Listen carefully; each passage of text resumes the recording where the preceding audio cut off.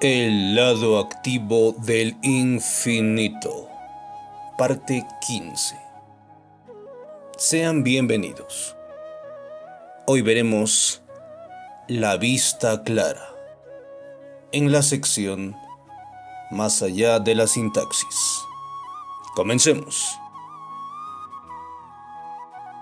Por primera vez en mi vida me encontré ante el dilema de cómo comportarme en el mundo. El mundo que me rodeaba no había cambiado. Decididamente había una falla dentro de mí.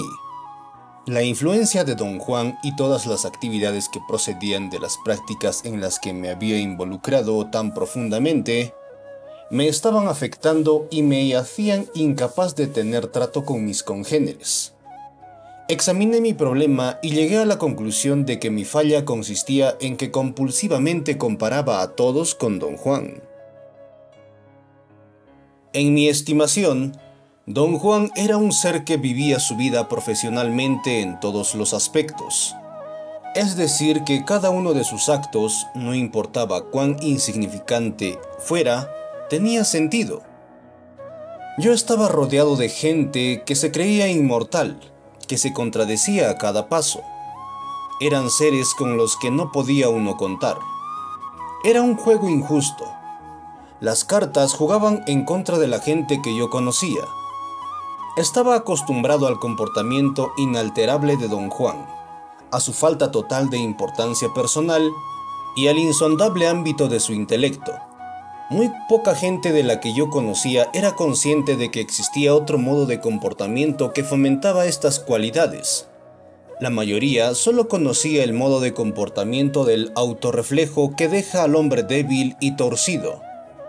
Por consecuencia, tenía problemas con mis estudios académicos. Se me esfumaban. Traté desesperadamente de encontrar una razón para justificar mis tareas académicas. Lo único que vino a mi ayuda y me dio un contacto, aunque frágil, fue la recomendación que alguna vez me había hecho Don Juan, de que los guerreros viajeros tenían que tener un romance con el conocimiento, no importaba la forma en que se presentara. Había definido el concepto del guerrero viajero diciendo que se refería a brujos, quienes por ser guerreros viajaban en el oscuro mar de la conciencia.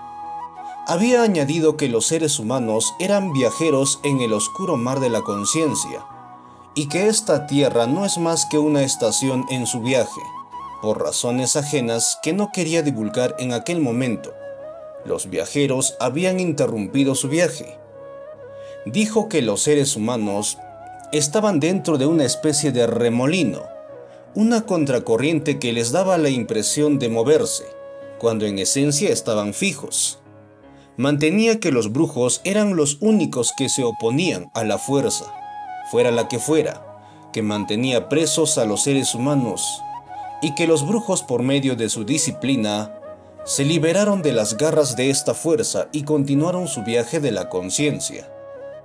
Lo que precipitó la caótica alteración final de mi vida académica fue mi falta de capacidad de enfocar mi interés en temas de asuntos antropológicos que no me interesaban un pepino. No por su falta de interés en sí, sino porque en su mayoría la cuestión era manipular palabras y conceptos, como se hace en un documento legal, para obtener un resultado que establece precedentes. La discusión se basaba en que el conocimiento humano se construye de tal manera y que el esfuerzo de cada individuo es un ladrillo que contribuye a construir un sistema de conocimiento. El ejemplo que se me presentó fue el del sistema legal por el cual vivimos y que es de importancia incalculable para nosotros. Sin embargo, mis nociones románticas de aquel momento me impidieron verme a mí mismo como un notario antropólogo. Estaba totalmente comprometido con el concepto de que la antropología debe ser la matriz de todo empeño humano, la medida del hombre. Don Juan, pragmáticamente consumado, un verdadero guerrero viajero de lo desconocido, me dijo que era un baboso. Me dijo que no importaba si los temas antropológicos que me proponían eran maniobras de palabras y conceptos. Lo que importaba era el ejercicio de la disciplina. No importa, me dijo una vez, qué tan buen lector seas y cuántos libros maravillosos puedas leer. Lo importante es que tengas la disciplina de leer lo que no quieres leer. El kit del ejercicio de los brujos es asistir a la escuela a estudiar lo que rechazas, no lo que aceptas. Decidí dejar los estudios por un tiempo y me fui a trabajar en el departamento de arte de una fábrica de calcomanías. El empleo ocupó mis esfuerzos y mis pensamientos al máximo. Mi desafío era llevar a cabo los deberes que me presentaban, tan perfectamente y tan rápido como podía. El armar las hojas de vinícola con las imágenes para el proceso de serigrafía era un procedimiento común que no permitía ninguna innovación y la eficacia del trabajador se medía por su velocidad y exactitud. Me volví adicto al trabajo y me divertí enormemente. El director del departamento de arte y yo nos hicimos amigos. Llegó a ser mi protector. Se llamaba Ernest Lipton. Lo admiraba y respetaba inmensamente. Era buen artista y magnífico artesano. Su falla era su blandura. Era de una consideración increíble con los demás, consideración que lindaba en la pasividad. Un día, por ejemplo, salíamos del estacionamiento del restaurante donde habíamos almorzado. Muy cortésmente esperó a que otro auto saliera del espacio delante de él. El chofer obviamente no nos vio y empezó a darle en reversa a extrema velocidad. Ernest Lipton fácilmente pudiera haber sonado la bocina para llamarle la atención. Al contrario, se quedó sentado, sonriendo como idiota mientras que el tipo le dio un tremendo golpe a su auto. Luego me miró y se disculpó conmigo. «Caramba, podría haber sonado la bocina», me dijo, «pero la mierda hace un ruido espantoso y me da vergüenza». El tipo que le había golpeado el auto estaba furioso y lo tuvimos que tranquilizar. «No se preocupe», dijo Ernest. «Su auto no se dañó. Además, solo acabó con los faroles del mío. Los iba a reponer de todas maneras». Otro día, en el mismo restaurante, unos japoneses, clientes de la fábrica de calcomanías y sus invitados a almorzar, estaban conversando animadamente con nosotros y haciéndonos preguntas. Vino el mesero con el pedido y quitó de la mesa algunos de los platos de ensalada, haciendo lugar lo mejor que podía en la angosta mesa para el enorme plato principal. Uno de los japoneses necesitaba más espacio. Empujó su plato hacia adelante haciendo que el de Ernest se moviera y empezara a caerse de la mesa. Nuevamente, Ernest podría haberle avisado al hombre, pero no. Se quedó allí con una gran sonrisa hasta que el plato terminó en su regazo. Nuevamente, Ernest podría haberle avisado al hombre, pero no. Se quedó allí con una gran sonrisa hasta que el plato terminó en su regazo.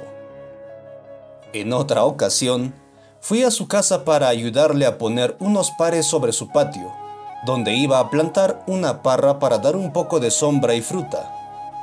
Arreglamos los pares de antemano en un enorme bastidor, y luego lo pusimos a un lado y lo atamos a unas vigas.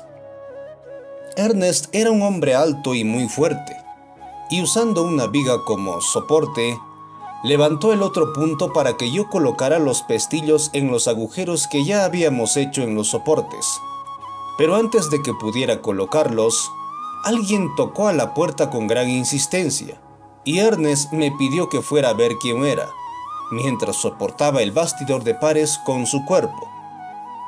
Su mujer estaba en la puerta con la compra. Empezó a conversar conmigo largamente y dejé de pensar en Ernest. Hasta le ayudé a guardar la compra. Estaba colocando el apio cuando me acordé que mi amigo estaba todavía allí con el bastidor de pares, y como lo conocía, sabía que se guardaría allí esperando que otra persona fuera tan considerada como él como siempre. Desesperadamente corrí al jardín de atrás y allí estaba, en el suelo, Se había caído, exhausto de haber soportado el pesado bastidor de madera. Parecía un muñeco de hilachas. Tuvimos que llamar a sus amigos para que vinieran a darnos una mano y levantar el bastidor de pares, pues él ya no era capaz de hacerlo. Tuvo que guardar cama. Pensó que en verdad había sufrido una hernia. El relato más clásico acerca de Ernest Lipton tuvo que ver con el día que fue a hacer una excursión de fin de semana a las montañas de San Bernardino con unos amigos. Pasaron la noche acampando en las montañas. Mientras todos dormían, Ernest Lipton se levantó para hacer sus necesidades y se metió entre el matorral y, siendo un hombre tan considerado, se alejó de donde dormían. En la oscuridad, se resbaló y rodó por la ladera de la montaña. Más tarde, le dijo a sus amigos que estaba seguro de que caería a su muerte, al fondo del valle. Tuvo suerte porque se agarró de la orilla con los dedos.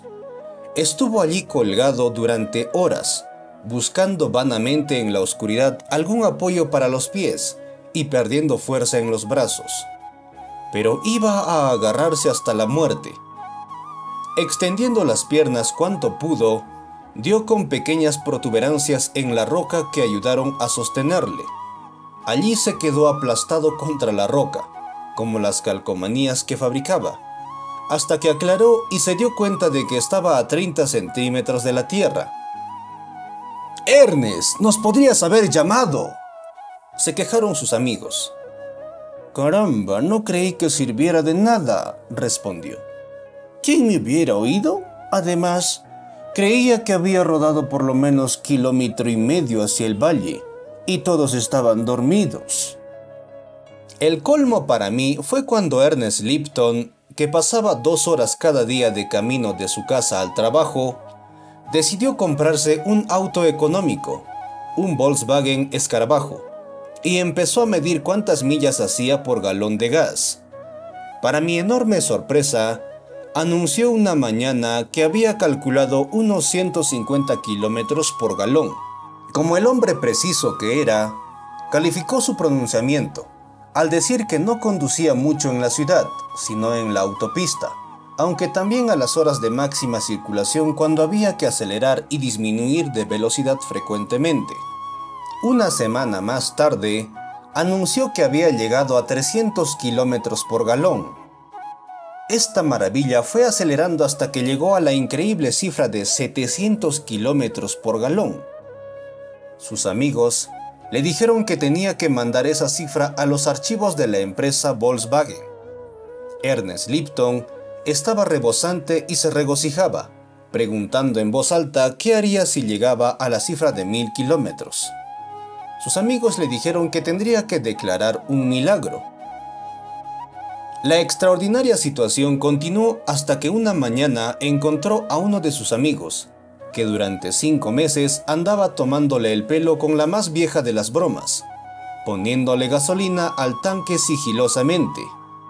Cada mañana le había añadido 3 o 4 tazas para que el indicador nunca marcara vacío.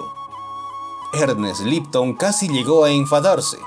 Su pronunciamiento más duro fue: «¡Caramba! ¿Andan bromeando o qué?». Durante semanas, sabía yo que sus amigos le andaban tomando el pelo, pero no podía intervenir. Sentía que no era asunto mío. Los que lo hacían eran sus amigos de toda la vida. Yo era recién llegado. Cuando vi la cara de herido y decepcionado que puso y su incapacidad de enfadarse, sentí una ola de ansiedad y culpa. Me enfrentaba de nuevo a un viejo enemigo. Odiaba a Ernest Lipton y a la vez me gustaba inmensamente. Estaba indefenso. La verdad de todo es que Ernest Lipton se parecía a mi padre. Sus lentes gruesos, su calvicie incipiente, su barba gris, que nunca se podía afeitar por completo, me traían a la mente las facciones de mi padre. Tenía el mentón fino y la nariz recta y puntiaguda. Al ver su incapacidad de enfadarse y darles un moquete a los bromistas, vi con toda claridad el parecido que tenía con mi padre, y eso llevó el asunto hacia el peligro. Recordé cómo mi padre se había enamorado locamente de la hermana de su mejor amigo. La vi un día en un pueblo veraniego, tomada de la mano de un joven. Su madre los acompañaba. La joven parecía estar feliz, se miraban los dos embelesados. A mi ver, era el amor joven en su mejor momento. Cuando vi a mi padre, le conté, gozando cada detalle con toda la malicia de mis 10 años, que su novia tenía un novio de verdad. Se sobresaltó, no podía creerme. ¿Pero ha hablado usted alguna vez con la chica?, le pregunté atrevidamente. ¿Sabe ella acaso que usted la quiere? No seas idiota, bestia enferma, me espetó. Con las mujeres no hay que andar con esas mierdas. Me contempló con aire de niño consentido, el labio temblando de rabia. Es mía. Debe saber que es mía sin que yo le diga nada. Hizo esta declaración con la certeza de un niño que recibe todo en la vida sin tener que luchar por ello. En la cima de mi forma, le di un golpe final. Bueno, le dije, creo que esperaba que alguien se lo dijera, y alguien acaba de llegar antes que usted. Estaba preparado a saltar fuera de su alcance y echar a correr porque pensé que me iba a golpear con toda la furia del mundo, pero al contrario, sollozando, se desmoronó allí delante de mí. Me pidió con llantos amargos que, como yo era capaz de hacer cualquier cosa, que por favor vigilara a la chica y que le contara todo. Sentí un odio hacia él más allá de las palabras, y a la vez lo amaba con una tristeza incomparable. Me maldije por haberle precipitado esa humillación. Ernest Lipscomb me recordaba a mi padre a tal grado que dejé el trabajo, diciendo que tenía que regresar a la universidad.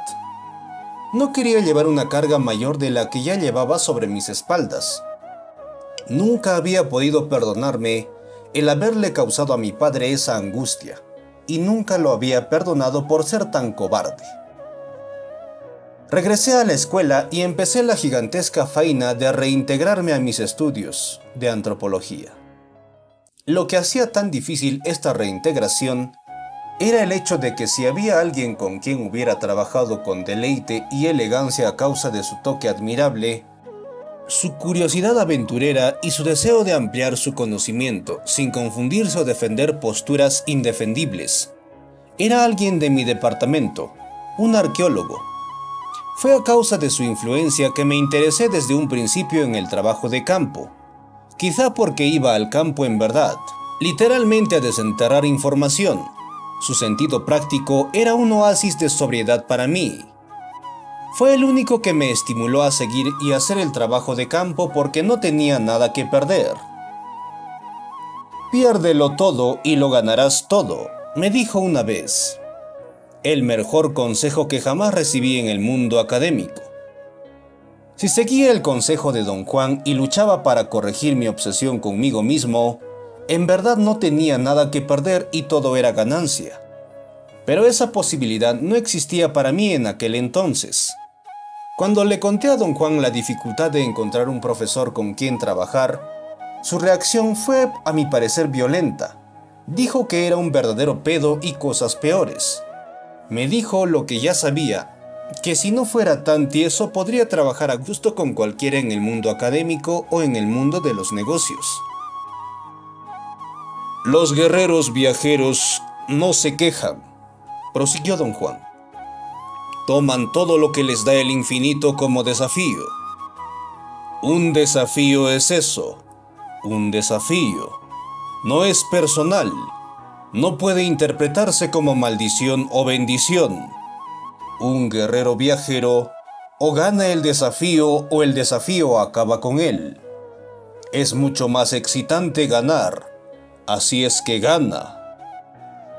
Le dije que era facilísimo que él lo dijera, pero que llevarlo a cabo era otro asunto, y que mis tribulaciones eran insolubles porque se originaban en la incapacidad por parte de mis congéneres de ser inconsistentes. Los que te rodean no tienen la culpa, me dijo. no tienen otra salida.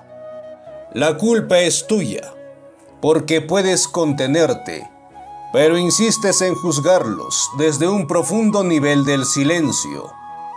Cualquier idiota puede juzgar. Si los juzgas, solo puedes recibir lo peor de ellos.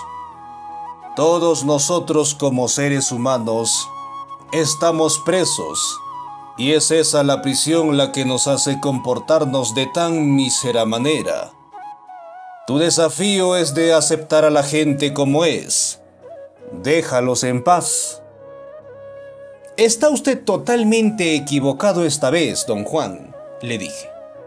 Créame, no tengo ningún interés en juzgarlos o en involucrarme con ellos de ninguna manera. Pero sí comprendes lo que te estoy diciendo, insistió con determinación. Si no eres consciente de que quieres juzgarlo, estás en peor estado de lo que me imaginaba. Esa es la falla del guerrero viajero cuando empieza a emprender su viaje. Se pone arrogante, fuera de quicio.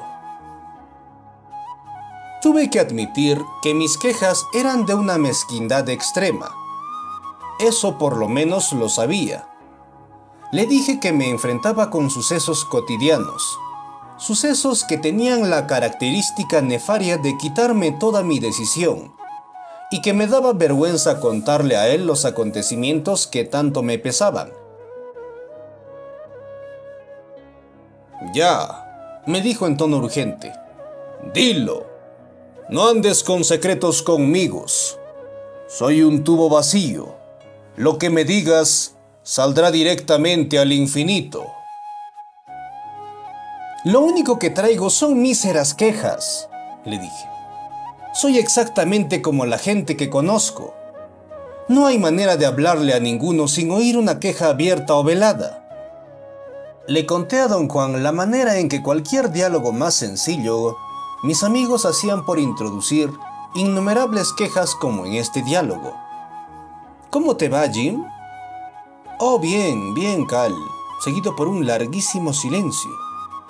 Me sentía obligado a decir, ¿pero te pasa algo, Jim? No, todo está de maravilla.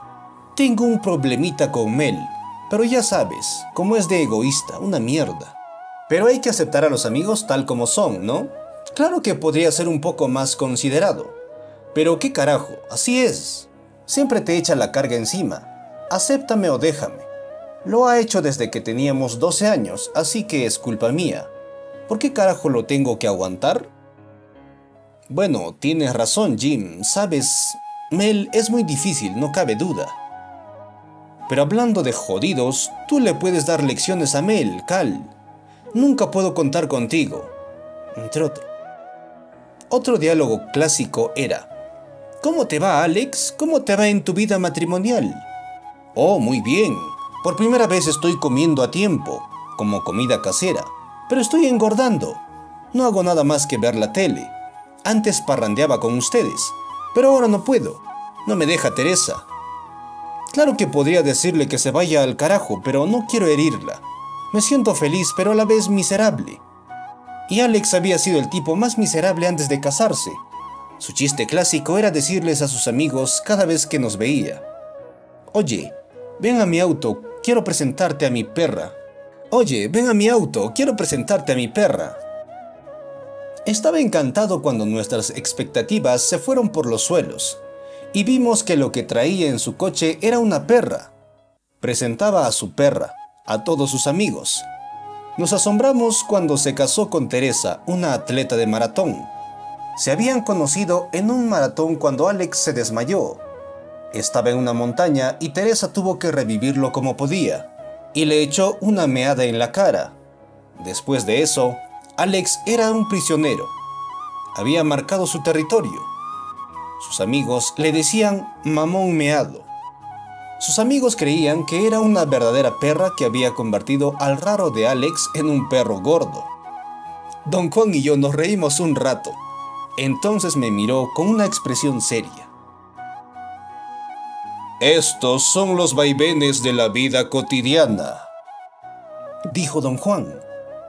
Ganas y pierdes, y no sabes cuándo ganas y cuándo pierdes.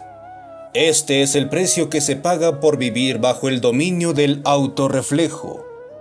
No hay nada que te pueda decir, y no hay nada que puedas decirte a ti mismo.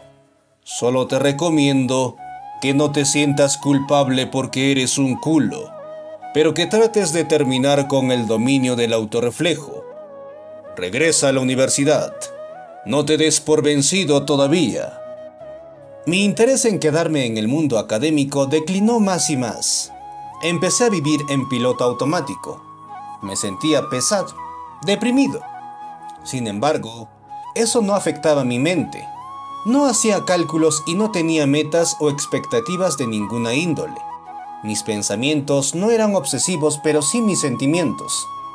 Traté de conceptualizar la dicotomía entre la mente quieta y los sentimientos alborotados. Fue que con este ánimo de un vacío mental y sentimientos abrumados que salí un día de Haines Hall, donde se encontraba el departamento de antropología, camino de la cafetería a almorzar. De pronto, me acosó algo que sacudió todo mi cuerpo. Pensé que me iba a desmayar y me senté en unos escalones de ladrillo. Delante de mí, vi unas manchas amarillas. Tenía la sensación de que estaba girando. De seguro, pensé, voy a enfermarme del estómago. Se me borró la vista hasta que no pude ver nada. Mi incomodidad física fue total y tan intensa que no daba lugar a ningún pensamiento. Solo tenía sensaciones de terror y ansiedad mezcladas con alegría y un sentimiento de que estaba al borde de un suceso gigantesco. Eran sensaciones sin contrapunto de pensamiento. En un momento dado, no supe si estaba de pie o sentado. Estaba rodeado de la negrura más impenetrable que se pudiera imaginar, y entonces vi la energía tal como fluye en el universo. Vi una sucesión de esferas luminosas que caminaban hacia mí o que se alejaban de mí. Las vi una por una tal como me había dicho don Juan que siempre se ven. Sabía que se trataba de individuos diferentes por los tamaños. Examiné los detalles de sus estructuras. Su luminosidad y su redondez consistía en fibras que estaban pegadas una a la otra. Eran delgadas y gruesas. Cada una de estas figuras luminosas tenía encima una cobertura gruesa y lanosa. Parecían extraños animales peludos y luminosos, o gigantes insectos redondos cubiertos de pelo luminoso. Lo más asombroso es que me di cuenta de que había visto estos insectos peludos toda mi vida. Cada ocasión que don Juan deliberadamente me hizo verlos, se me hizo en aquel momento como un desvío que había tomado con él. Recordé cada instancia en que me había ayudado a ver a la gente como esferas luminosas, y todas esas instancias se apartaban de la masa de ver, a lo que ahora tenía acceso. Supe entonces, sin duda alguna, que había percibido energía tal como fluye en el universo toda mi vida, yo solo, sin la ayuda de nadie. Tal comprensión me abrumó. Me sentí frágil, vulnerable. Busqué acobijarme, esconderme en alguna parte. Era exactamente como uno de esos sueños que todos tenemos en un momento u otro en que nos encontramos desnudos y no sabemos qué hacer. Me sentía más que desnudo. Me sentía desamparado, débil y aterrado de regresar a mi estado normal. De manera vaga sentí que estaba acostado. Me esforcé para regresar a la normalidad. Concebí la idea de que me iba a encontrar tirado sobre un camino de ladrillo, en estado convulsivo, rodeado de una rueda de espectadores. La sensación de estar acostado creció. Sentí que podía mover los ojos. Podía ver la luz detrás de los párpados, pero me aterraba abrirlos. Lo raro es que no oía a nadie de los que imaginaba que me rodeaban. No oía ningún ruido.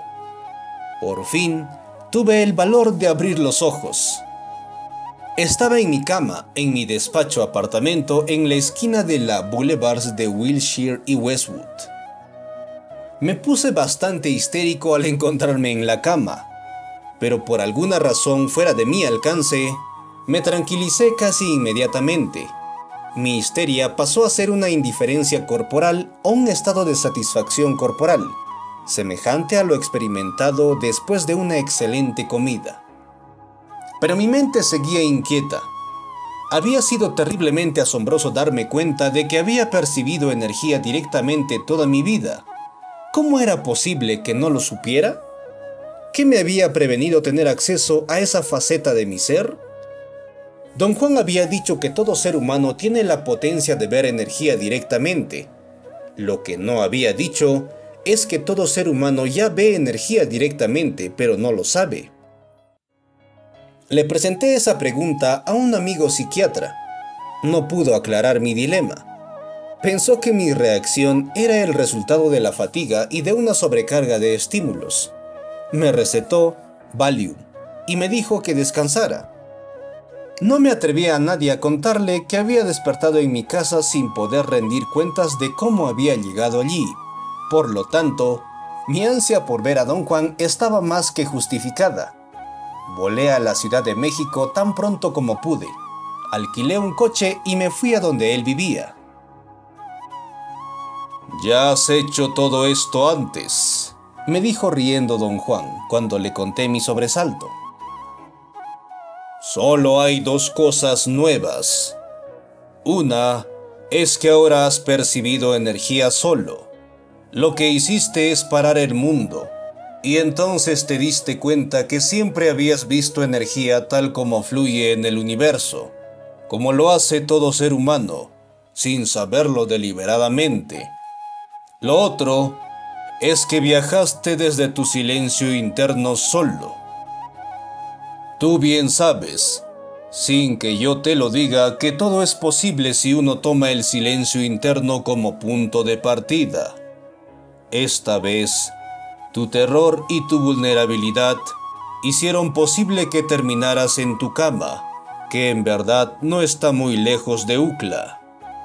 Si no le dieras rienda suelta a tu sorpresa, te darías cuenta de que lo que hiciste no tiene nada de extraordinario para el guerrero viajero.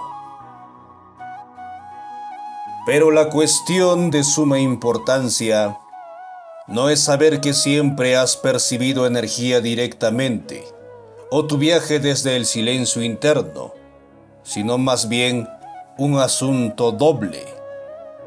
Primero, experimentaste algo que los brujos del México antiguo llamaban la vista clara, o perder la forma humana.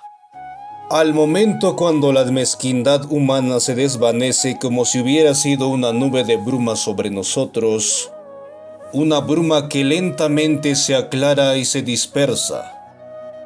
Pero bajo ninguna circunstancia creas que esto es un hecho ya cumplido. El mundo de los brujos no es un mundo inmutable como el mundo cotidiano, donde te dicen que una vez alcanzada la meta eres campeón para siempre. En el mundo de los brujos, llegar a cierta meta quiere decir que simplemente has adquirido las herramientas más eficaces para continuar tu lucha, que a propósito nunca termina.